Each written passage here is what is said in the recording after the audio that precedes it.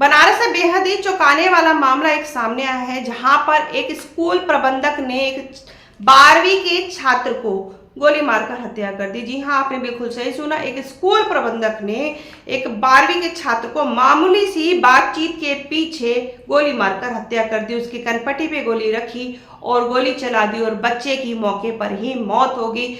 बहुत छोटी सी बात को लेकर, किसी बात को लेकर कहासुनी हुई थी। उसको बुलाया गया उसके अपने ऑफिस में आने के बाद उनके बीच में बातचीत इतनी बढ़ गई और वो अपना आपा खो बैठा। उसने अपनी लाइसेंसी पिस्टल से, जी हाँ, उसके पास लाइसेंसी पिस्टल थी, उस टाइम मौजूद थी। शिक्षा के मंदिर में, स्कूल जैसी जगह पर वो पिस्टल लेके बैठा था।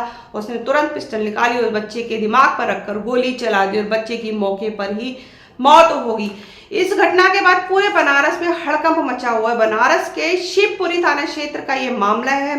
कुशाल नगर में ये स्कूल है, ज्ञानदीप पब्लिक स्कूल। उसका जो प्रबंधक है राम बहादुर सिंह, उसका बेटा है, ऑफिस में बैठता है। राम विजेंद्र सिंह, वो उस ऑफिस में बैठता है। और जो राम बहादुर सिंह है वो भाजपा का नेता है, यानी बीजेपी का नेता है।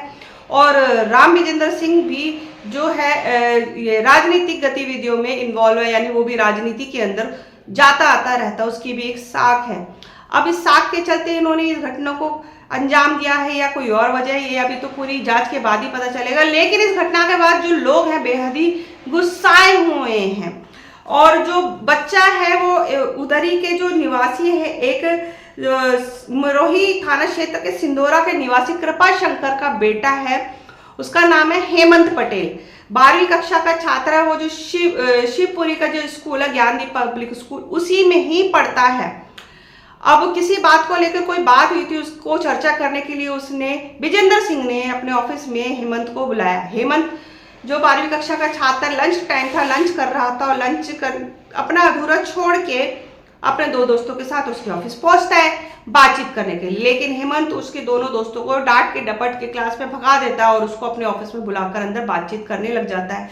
बातचीत के दौरान ही उनकी जो कहासुनी ज्यादा बढ़ जाती है। कहासुनी बढ़ने के बाद में उसको इतना गुस्सा आता है हेमंत को कि विजेंद्र को, कि उसके बाद वो सीधा पिस्तौल निकाल लेता है, अपनी पिस्तौल निकाल लेता है। पिस्तौल निकालने के बाद उसके दिमाग पर रख देता है, उसके माथे पर रख देता है और गोली चला देता है। अब जो बयान दिया जा रहा है उसके बाद में जो लोगों के अंदर इतना आक्रोश हो गया है, इतना गुस्सा आ गया है, लोग बेहद ही गुस्सा आया उसकी। और ये घटना घटने के बाद तुरंत ही जो स्कूल का मालिक है राम बहादुर सिंह और प्रबंधक राम विजेंद्र सिंह और जो स्कूल का प्रिंसिपल है मौके से फरार भी हो गए और उनका कोई अता पता नहीं चल रहा है। हालांकि पुलिस की टीम कह रही है कि उनका पता चल गया, उनको गिरफ्तार कर लिया गया, लेकिन लोगों की डिमांड है कि उनको पकड़ा जाए, उनको रिमांड पे लिया जाए, उनके साथ कड़ी से कड़ी कार्रवाई की जाए, उनके साथ भी वैसा ही सलूक किया जाए जैसे हमारे बच्चे के साथ किया गया है। जो मृतक के परिजन है, यानी उस बच्चे के, हेमंत के जो परिजन है, थाने में धरना देके बैठे हुए, उन्होंने डिमांड की हुई है। उनके साथ काफी सारे वकीलों की भी संख्या और वकीलों की भी लगातार डिमांड है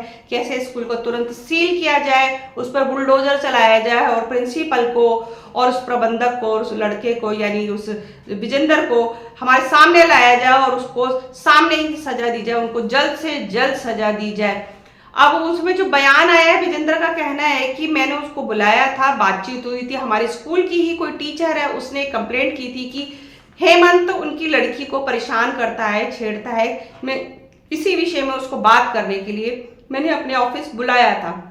बात चलते चलते इतनी बढ़ गई कि हाथापाई तक आ गई। हाथापाई के बाद में जो मेरा कंट्रोल हो गया, मैंने अपनी पिस्तौल निकाली। पिस्तौल निकालने के बाद हेमंत ने मुझसे वो पिस्तौल छीनने की कोशिश की।